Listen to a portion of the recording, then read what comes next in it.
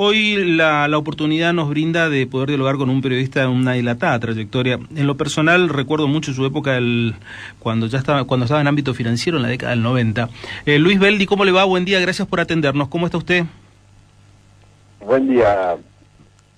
Mis respetos totalmente. Luis, en este sentido de la economía, lo que primero uno se puede llegar a pensar un día domingo temprano, por lo menos en mi caso, es decir, ¿cómo los argentinos llegamos nuevamente a este estado de situación? ¿Es como una suerte de déjà vu, como una suerte de marca en la historia, de decir que estas cosas se van repitiendo? ¿Hay que mirarlas de esa manera? ¿Cómo usted lo observa? Es una economía enferma de hace tiempo y que se agravó en la década ganada. En la década ganada creció el número de pobres, nos consumimos con las tarifas subsidiadas todo el petróleo, el gas que teníamos, éramos exportadores de petróleo, de gas, de combustible, exportábamos por 8.000 millones y hoy exportamos casi 10.000 millones o un poco menos de energía. Como regalaron las tarifas, todos se metieron con los índices de precios. Imagínense a un enfermo o a un adicto darle más dosis de cocaína, pues a la economía en un estado ya, una economía enferma de estado de gravedad. El gobierno que asume se encuentra con ese panorama, pero con tasas muy bajas en el exterior, porque el drama de una economía enferma es que siempre gasta más de lo que recauda. Y con el agravante que la Argentina se llegó a exportar menos de lo que se importaba. Es decir, que esas diferencias hay que cubrirlas con deuda o con emisión de dinero. Si se emite dinero, la inflación es galopante, y si se endeuda, aumenta el déficit porque hay que pagar intereses. Pero como las tasas de interés de Estados Unidos eran bajas, se acudió al endeudamiento externo para cubrir todas esas deficiencias. Aparte se heredó una deuda como a veces de más de un año en obra pública que no se había pagado. En las cárceles no había alimentos para darle a los presos, ni agua. Estaban hacinados porque no se habían hecho nuevas cárceles. Se habían cerrado 155 frigoríficos, es decir, el país no se habían hecho rutas. Cualquiera que viaje por cualquier autopista argentina o por cualquier ruta se da cuenta que pese a tener una empresa amiga que hacía caminos, los caminos los hacía con un asfalto endeble, directamente no los terminaba. Fue un gobierno que procuró, más que una economía amiga, una economía de estafa, porque los amigos eran testaferros y los dueños eran los que gobernaban. Todo eso se pagó, tiene un precio. Y hubo un gobierno que subestimó la situación, que creyó en el gradualismo, pero se endeudó a una velocidad mayor de la que bajaba el gasto público. Y eso es rumbo de colisión. Y esa colisión se aceleró porque en el exterior empezaron a subir las tasas de interés, a encarecerse la deuda, no poder tomar deuda, y se tuvo que acudir al Fondo Monetario, que es el prestamista de última instancia y que presta tasas bajas, ¿no? De 3,5, 4% anual. Yo creo que si el gobierno hubiera asumido y la tasa de interés en el exterior hubiera sido cara de entrada, hubiera ido al Fondo Monetario de entrada.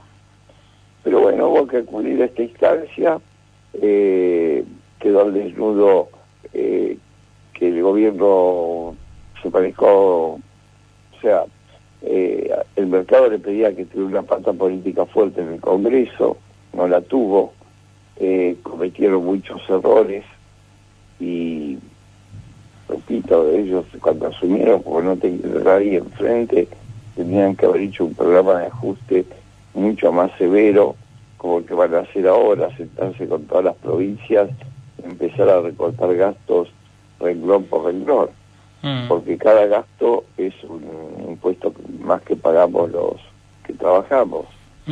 Nosotros, por ejemplo, si venimos los sueldos en dólares, o lo que cuesta cada trabajador en dólares en cada empresa, es altísimo. Lo que compra con eso es bajísimo, porque llega poco a su bolsillo y los productos, la galletita tiene 60% de impuestos, porque tiene los impuestos nacionales más los ingresos brutos. Y esta economía con esa enfermedad en un momento tenía que estallar. Y la gente cuando ve que se acerca ese estallido o que en algún momento va a chocar, se previene y se refugia en dólares. Eso es una síntesis de lo que ocurrió. A ver, pero Luis, cuando muchos vemos el ingreso al FMI, y en este plano de situación, juntamente con una corrida bancaria, lo primero que decimos es, estamos en el déjà vu del paso al abismo. ¿Estamos en ese camino? Primero que no hay corrida cambiaria. Corrida cambiaria es cuando se retiran los depósitos de los bancos. Esa es una corrida cambiaria. Que suba el dólar no es una corrida cambiaria, es un cambio de cartera de inversión, porque si el cliente que tiene pesos en un banco se los pasa a una cuenta en dólares dentro del banco, no hay corrida cambiaria.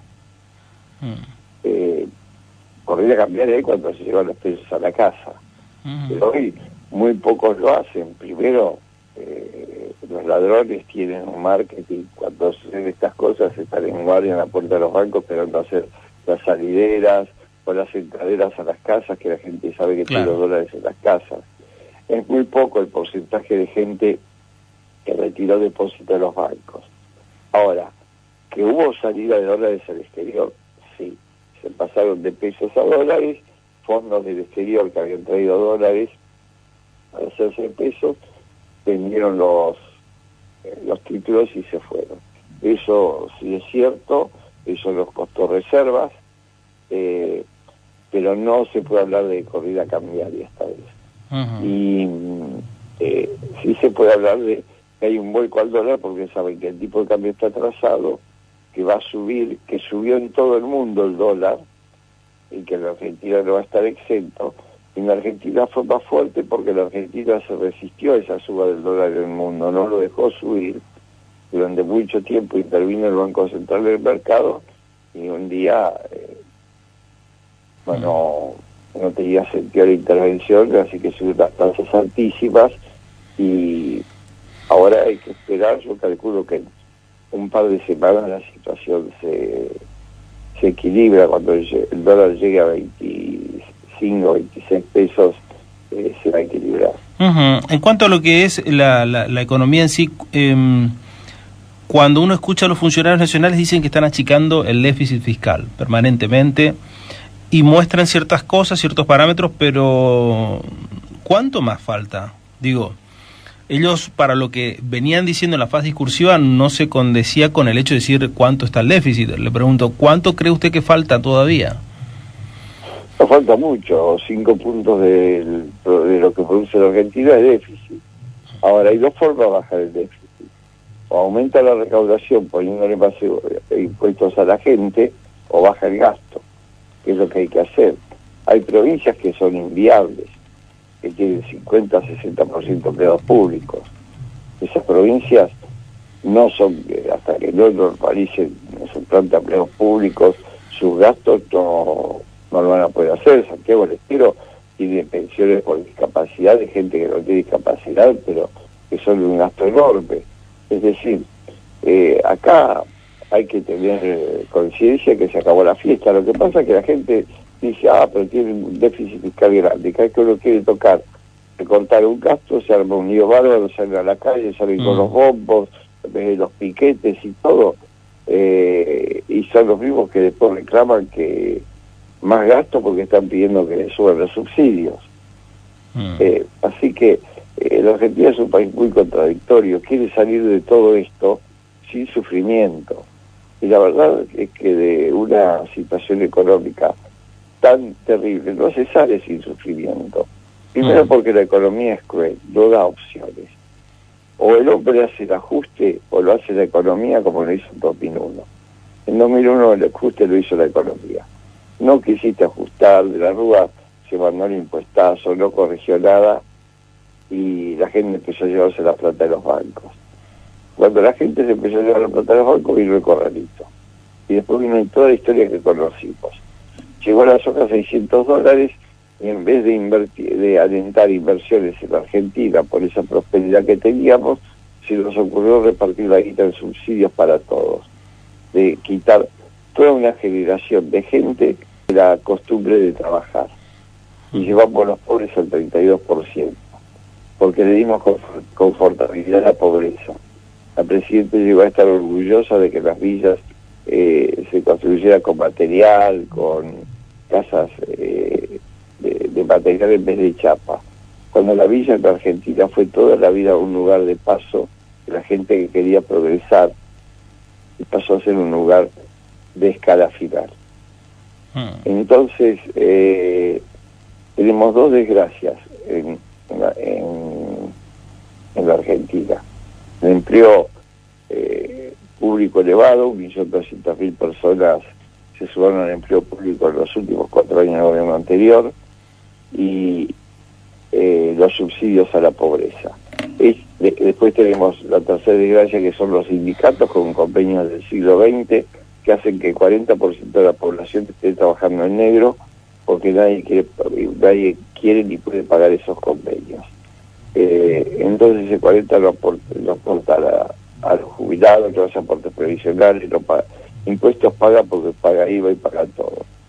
Y cuando uno lee por qué bajó un poquito la pobreza este tiempo, es porque el sector que está en negro, al avanzar la construcción con estos préstamos suba, la construcción toma mucho empleado en negro. Entonces, si vemos que la pobreza bajó por el empleo en negro, que el desempleo bajó porque aumentó el empleo en negro, estamos en problemas. Quiere decir que la parte blanca de la economía, la que recauda, la que nos da de vivir, no sirve, no está bien, está distorsionada, está con impuestos muy, muy altos y es inviable. Y bueno, esto es lo que hay que corregir, y supongo que el gobierno tenga las agallas para hacerlo, los gobernadores la voluntad patriótica para recortar gastos.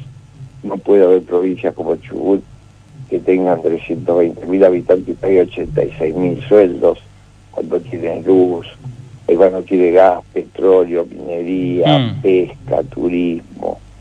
Es un absurdo. Sí, la verdad que sí, esa es la realidad de nuestro país. Luis Berli, gracias por estos minutos, muy amable. Gracias a ustedes, que tengan buenos días.